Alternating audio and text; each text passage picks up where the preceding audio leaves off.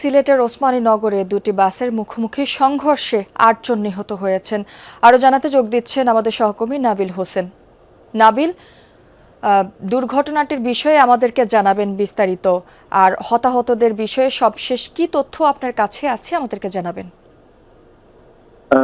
যদি এখন পর্যন্ত হাইওয়ে থানা বা উসমানীনগর যে থানা, তারা আমাদেরকে যেটি জানিয়েছে যে এখন পর্যন্ত আসলে ৮ জন মারা যাওয়ার খবর পাওয়া গেছে, তার মধ্যে একজন শিশুও রয়েছে। এবং ঘটনাটি মূলত ঘটে সিলেটের উসমানীনগর যে হাইওয়ে এলাকা, অর্থাৎ কাশিকোপন এলাকা, এবং সেখানে দুটি বাস মুখোমুখি সংঘর্ষের ঘটনায় আসলে এই যে ৮ জন মৃত্যুর যে ঘটনা, সেই ঘটনাটি ঘটে। এবং একটি বাস ইউনিক পরিবহন, সেটি মূলত সিলেটের দিক উদ্দেশ্যে আসলে আসছিল, এবং অন্য যে বাসটি আসলে বেঙ্গল স্লিপার কোচ, সেটি আসলে ঢাকার উদ্দেশ্যে যাচ্ছিল। এবং সেই কাশিকোপন এলাকায় আসার পর আসলে দুটি বাস মুখোমুখি সংঘর্ষের ঘটনা ঘটে, এবং একটি বাস আসলে খাদে পড়ে যায়। এবং এই ঘটনায় আসলে মূলত এই যে ৮ জন নিহত, সেই ঘটনাটি ঘটে। তবে এখন পর্যন্ত আসলে যে হতাহতের সংখ্যা, সেটি আরো বাড়তে পারে সেরকমই ধারণা করা হচ্ছে। এবং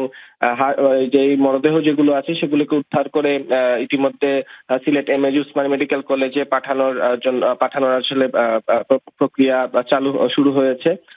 এই মুহূর্তে আসলে উসমানী মেডিকেল কলেজের দিকেই এই যে যারা রয়েছেন আহত বা তাদের অবস্থা আশঙ্কাজনক, তাদেরকে পাঠানো হয়েছে। আসলে পরবর্তীতে সেই হতাহতের সংখ্যা বাড়ে কিনা, সেটিও আসলে একটি শঙ্কা রয়েছে।